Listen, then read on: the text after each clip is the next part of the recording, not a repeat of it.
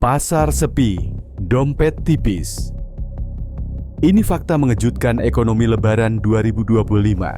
Lebaran 2025 yang seharusnya menjadi momen puncak perputaran ekonomi rakyat, justru menyuguhkan fakta mencengangkan. Konsumsi rumah tangga yang biasanya melonjak, kini melemah drastis.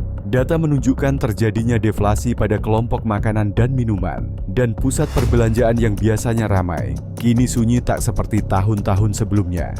Indeks penjualan real mengalami penurunan, tabungan masyarakat kecil terkuras, dan transaksi belanja dengan kartu pun ikut lesu. Pukulan besar lainnya datang dari jumlah pemudik yang anjlok tajam. Jika tahun lalu tercatat ada sekitar 193 juta orang yang mudik, tahun ini jumlahnya diperkirakan hanya 146 juta orang. Artinya, terjadi penurunan lebih dari 24%. Padahal pemudik selama ini menjadi motor penggerak ekonomi daerah. Tak heran, perputaran uang selama Lebaran tahun ini diperkirakan hanya sekitar 137 triliun rupiah.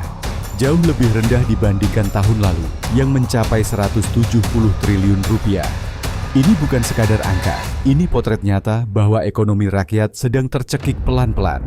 Inilah fenomena fusi yang menghantui.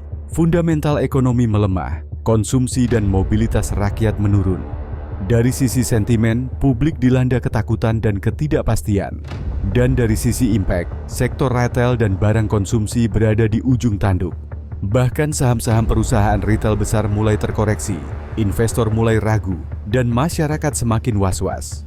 Meski transaksi digital seperti QRIS melonjak hingga lebih dari 160% dan mobile banking meningkat tajam, semua itu belum mampu menutupi lumpuhnya ekonomi offline.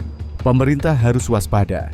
Jika ini terus dibiarkan, kita bisa masuk ke fase resesi konsumsi rakyat kecil. Lebaran tahun ini bukan lagi soal baju baru atau pulang kampung, tapi tentang bertahan hidup di tengah badai ekonomi yang diam-diam semakin menguat.